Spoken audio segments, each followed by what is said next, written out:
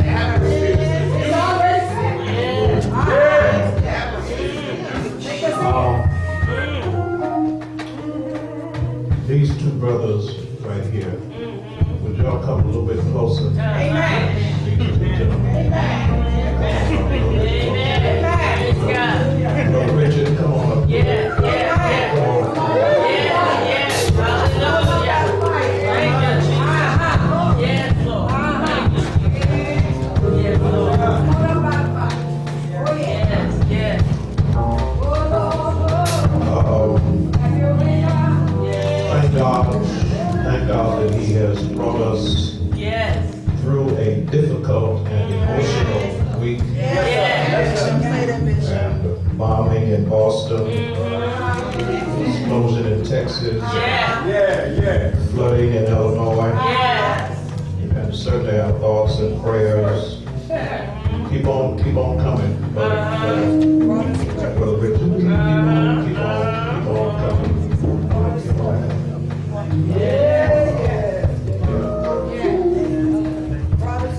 Matter of fact, come on, both of you, come on this way. Come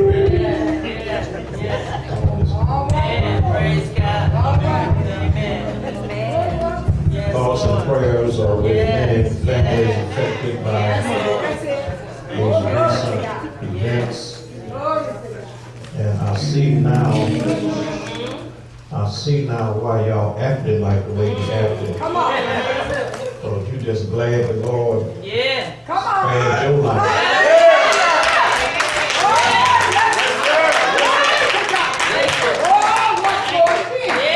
Let y'all up in here one more time. If you turn to the gospel received and recorded by John, chapter 20, and we want to lift verse 18 and a few of the following verses. And want to see what the Lord has to say to his people on today. John 20:18. You will share your Bible with someone.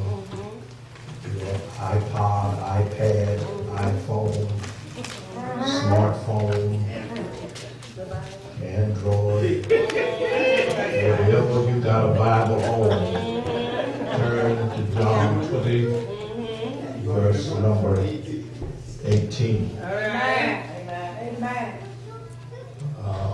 It reads, as thus Mary Magdalene came and told the disciples that she had seen the Lord, and that he had spoken these things unto her.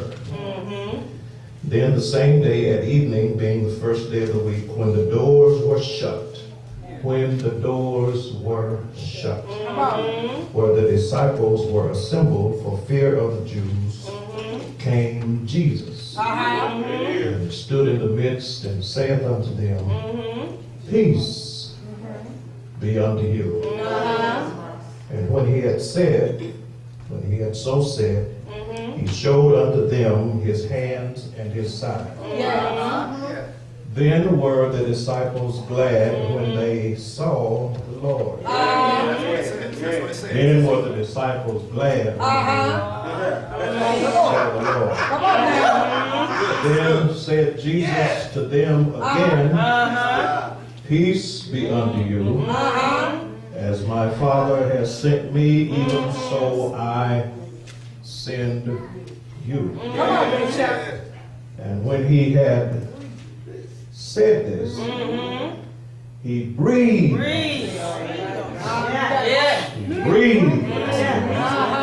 And said unto them, Receive ye the Holy Ghost.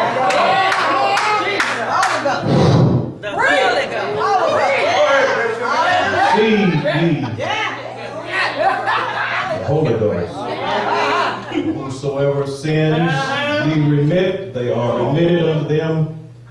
And whosoever sins ye retain, they are retained. Verse 24, but Thomas, one of the 12, called Didymus, was not with them when Jesus came. Bless your heart, you may be seated in the presence of the Lord. But Thomas, one of the 12, called Didymus, was not with them. He was not with them. He was one of the 12. Was not with them when Jesus came. I want to talk about today, if y'all let me, I want to talk about the testimony of Thomas. The testimony of Thomas. And if I were to use a subtopic, it would be don't miss the meeting. Don't miss the meeting. Look at your neighbor and tell a neighbor, don't miss the don't miss the meeting. Thomas, one of the 12, wasn't there when Jesus came. Thank God for disciple, apostle, epistle, and revelation writer John, great pillar of the first century church. John, one of the sons of thunder, 1/3 of the inner circle of Christ. John, it is John who shares with us in this gospel the human Jesus, the divine one who became flesh and lived among us. The time was immediately following the resurrection, and the atmosphere, the surrounding atmosphere was insecure.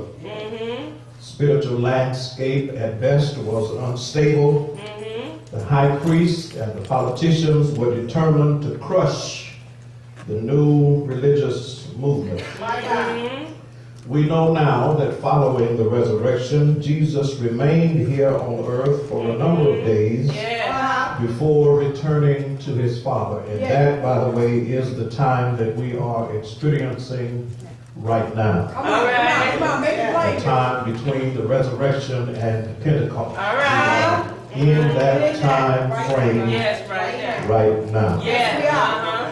A number of days before he returned to his Father, and during this time, he moved around quietly but effectively throughout the immediate era, working miracle after miracle after miracle. So in John 20, when we catch up with Jesus, mid-chapter, reintroducing himself to a befuddled and bewildered Mary. Confused, she said, I'm trying to find Jesus. And I don't know what they've done with him.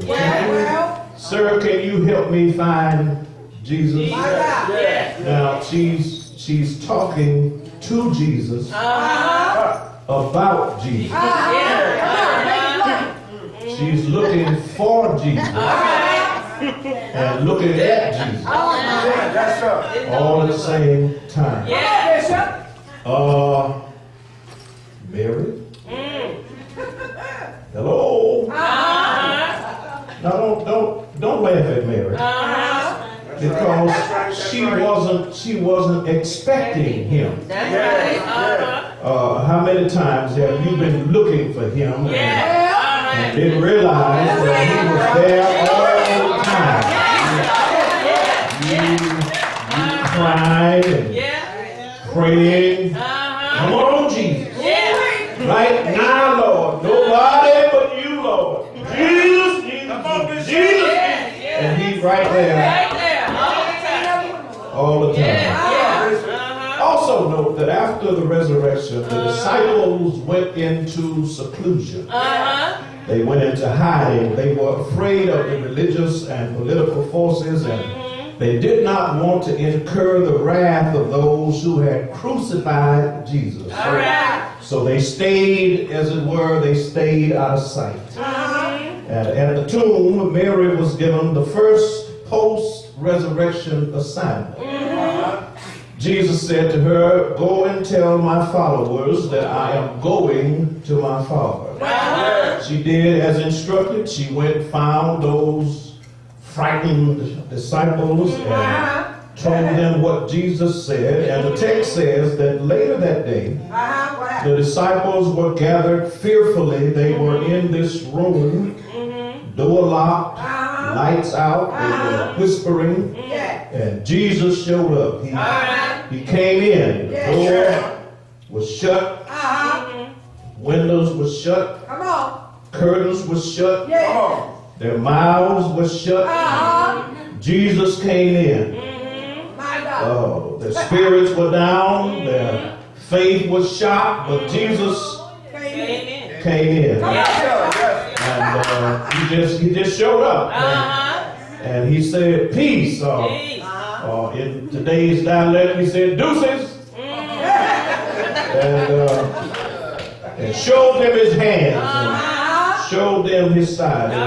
And Jesus went on to do something else that we miss if we don't look closely. So let's look a little bit closely at the text. He got close enough to them he breathed on them. Now this was pre-Pentecost. It was solemn, it was sacred, it was ceremonial, yet it was powerful. He breathed on them and he said, receive ye the Holy Ghost. And with these 4 words, he empowered them immediately with the ability to forgive sin or to hold back forgiveness. And everybody was present in this meeting except Thomas. Now all we know is that Thomas missed the meeting. We have no idea what his excuse might have been. He might have overslept. He might have forgot. He might have had something else to do. Excuse might have been he couldn't afford cab fare, or mule fare, or donkey fare, or however. Going around, he couldn't afford to get there. Didn't have the right clothes to wear, or maybe he thought, I won't be missed. They probably don't do the same old thing, sing the same old songs, read the same old scriptures. We don't know why Thomas missed, but we do know the text says that he was not there. And while I'm right there, may I suggest that Thomas perhaps didn't feel as if he was accountable to anybody. Perhaps nobody came looking for Thomas. Nobody came to get Thomas. And he had not yet heard or read that text that said, forsaking not the assembling of ourselves together as the manner of some is. The Message Bible says it like this. Let's see how imaginative or how inventive we can be in encouraging love and helping out. Not avoiding worship together as some do, but spurring each other on, especially as we see the big day approaching. So before we leave here today, may I give each of you an assignment. Encourage your neighbor to come to church. Tell them, don't miss the next meeting. Come to church. Go ahead and tell them, don't miss the next meeting. Come to church. Now, just perhaps the reason we have so many who are missing meetings is that they don't feel accountable to anybody. They don't feel cared for. Nobody goes to get them. And I don't know how you feel, but as pastor, senior pastor, as the leader of this congregation, I miss people who miss meetings. I'm right now telling you who ain't here. Yeah, I miss people who miss meetings. So look at what he missed because he wasn't there. He missed divine impartation. And I suppose there's still some in the church who have a Thomasian spirit. Thomasian spirit. You've missed some meetings. You don't have to raise your hand. You missed some meetings. But may I submit to you, you will never know what you will miss when you fail to make it to the meeting. You just might miss a divine impartation. So when they saw Thomas, and I'm hurrying along, when they saw Thomas, they began to tell him of their encounter with Jesus. And I tell you, when you have been with Jesus, you can't keep it to yourself. When you leave here on Sundays and on Thursdays, let me tell you, we're going out into a world of danger, a world of disorder, a world of disrespect. When we leave here on Thursdays, Sundays and Thursdays, we're going out into a disturbed diaspora. And it's tough out there. But we've got a story to tell. We've got a story to tell. And that story that we have to tell, it is relevant, it is radical, it is revolutionary, because we know when we leave here, we know beyond shadow of doubt that we have been with Jesus. Oh yeah, somebody ought to give him glory right there. We know when we leave Oasis, we have been with Jesus. Thomas missed the meeting. He missed Jesus. He missed divine impartation. But we have been grossly mistaught to paint Thomas with a broad brush of negativity. We are quick to cast aspersions and to verbally assassinate Thomas with vitriolic expressions of disdain. We call him Doubting Thomas, the absent disciple, didn't have any faith. He missed the meeting, therefore he missed out on a great opportunity. But I respectfully beg to differ with you. Don't judge Thomas. All right. You ain't always where you supposed to be. Don't judge Thomas. Sometimes, don't hide from me.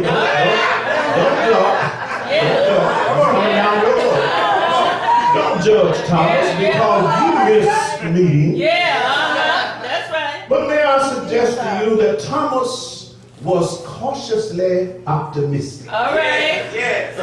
Aren't you?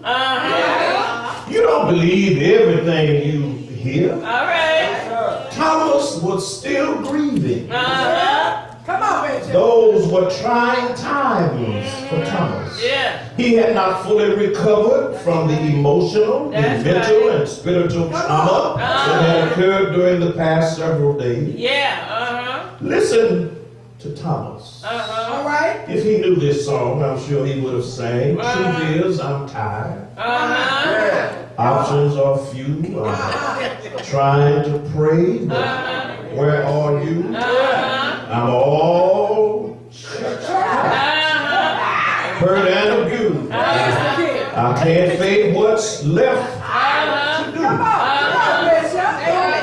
Don't judge Thomas. His friend, his mentor, his leader had been misjudged, condemned, brutalized, and murdered in cold blood right before his very eyes. Thomas saw him buried. He was trying to reconcile all of these tragic events. We never read about Thomas being an outspoken disciple about any particular issue. He never stood out in the crowd. He was a devoted disciple. He was a follower of followers. He was laid back. He was quiet. He was systematic. He was an imaginative individual. He was attentive to detail, and he was a serious thinker. So when they brought him this word that Jesus was alive, he knew what he had seen. What he had seen was the opposite of what they were saying. So he wanted more than their testimony. And when they brought him this word that Jesus was alive, he said to them, well, I got to see.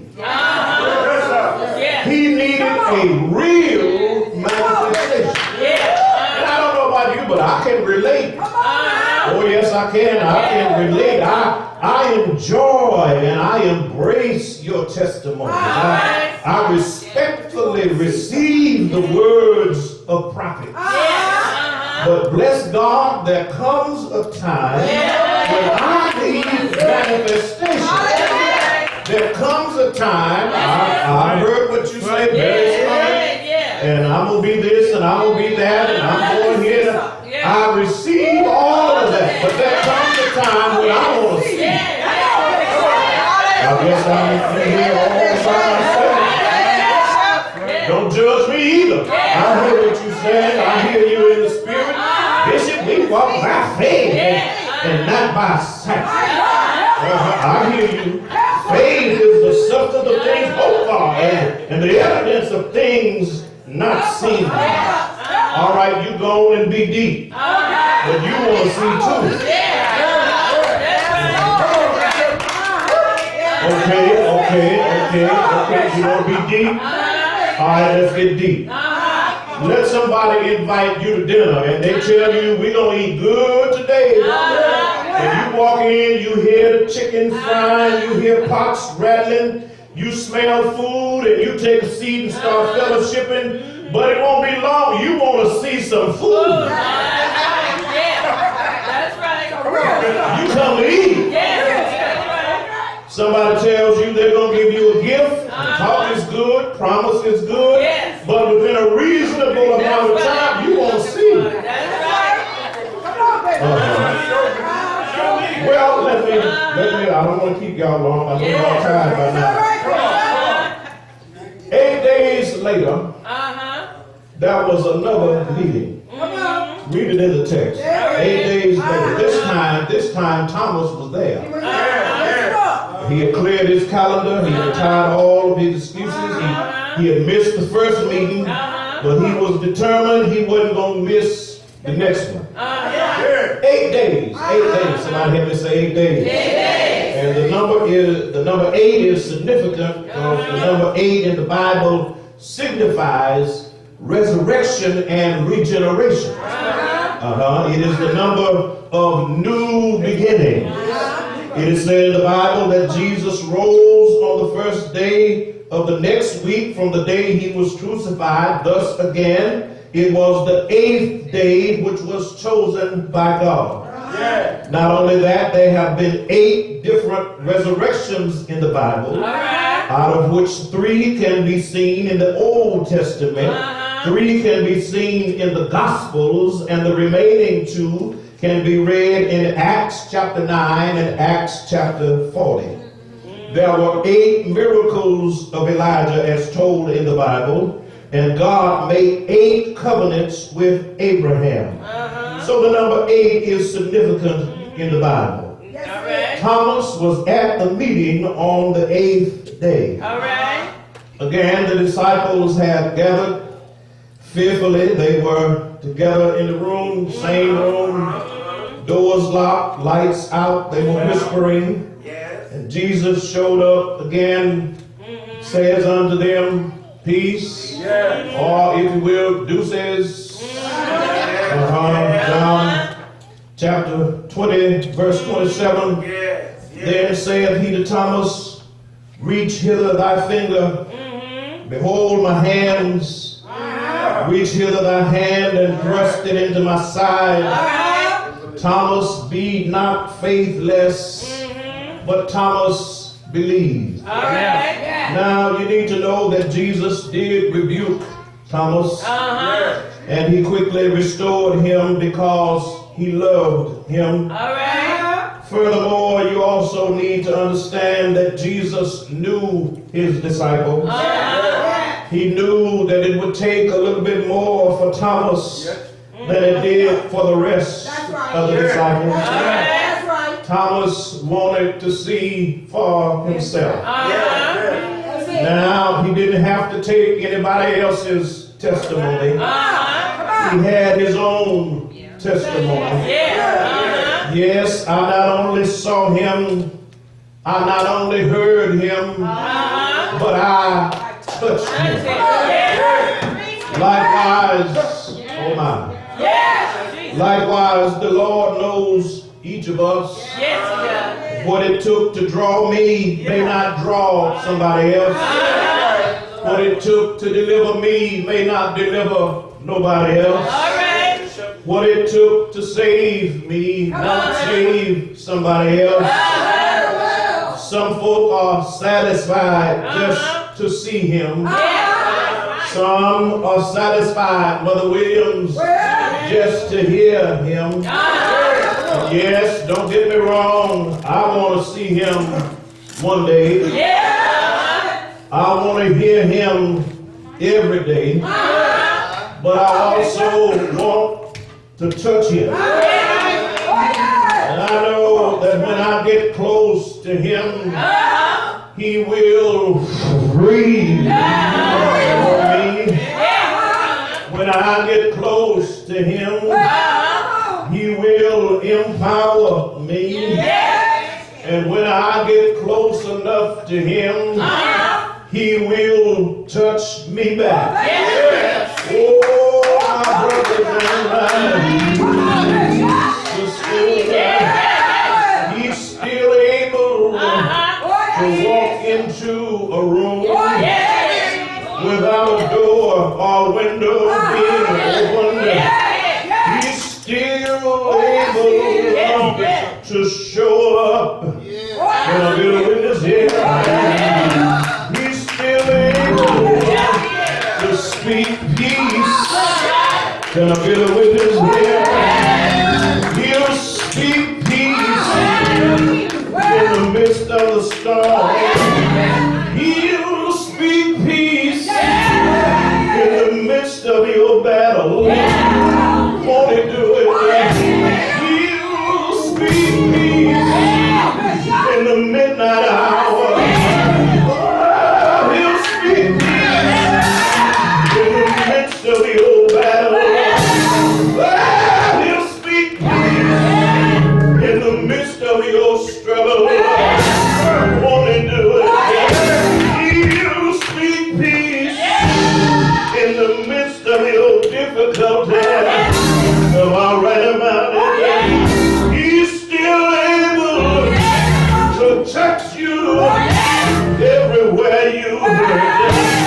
Is there anybody here that knows the Lord will touch you? Tell your neighbor the Lord will touch you. Yeah, I wonder if there anybody here has the Lord ever laid his hand on you. Let me hear you say yeah. Well, say now and fare you well. I never shall forget the day and the very hour that the Lord laid his hands on me. Well, the Bible says, shortly after this, Thomas disappears into the pages of history. We don't see Thomas, we don't hear Thomas after this. But when Thomas touched the Lord, he had a testimony for his own. Nobody had to tell Thomas what to say. Nobody had to pump him up. Didn't have a praise team. Didn't have a worship leader. Didn't have a keyboard.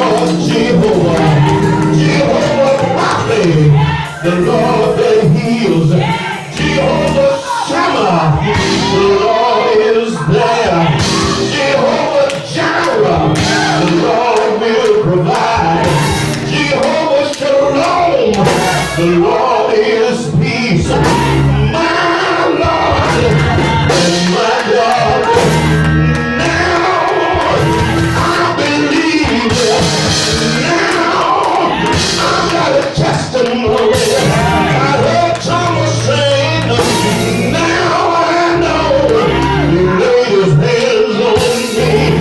Praise his name. I said, praise his name. Praise his name. Good evening, Oasis, and say well. Every child of God ought to have a testimony. I said every child of God ought to have a testimony. You ought to be able to say like Thomas, he is my Lord and my God. You ought to be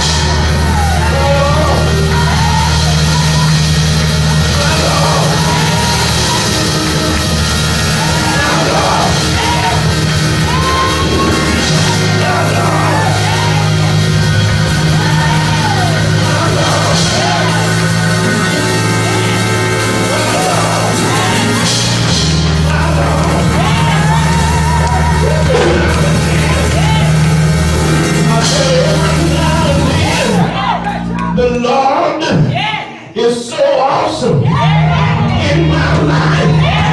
All I can say is my Lord and my God.